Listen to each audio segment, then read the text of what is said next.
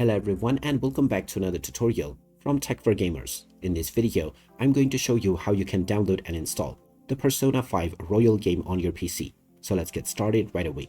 First of all, open up the Steam application, and after you are logged in and taken into the store page, you can click on the search box. And now just type in Persona 5 Royal to begin your search.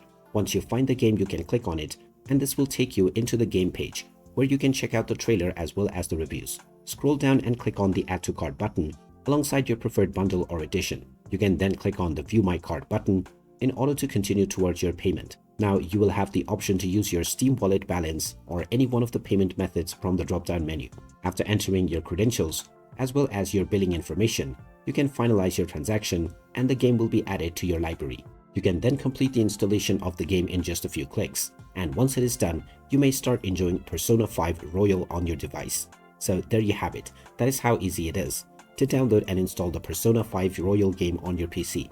If you find this video helpful, don't forget to hit that like button and subscribe to our channel for more useful tips and tutorials.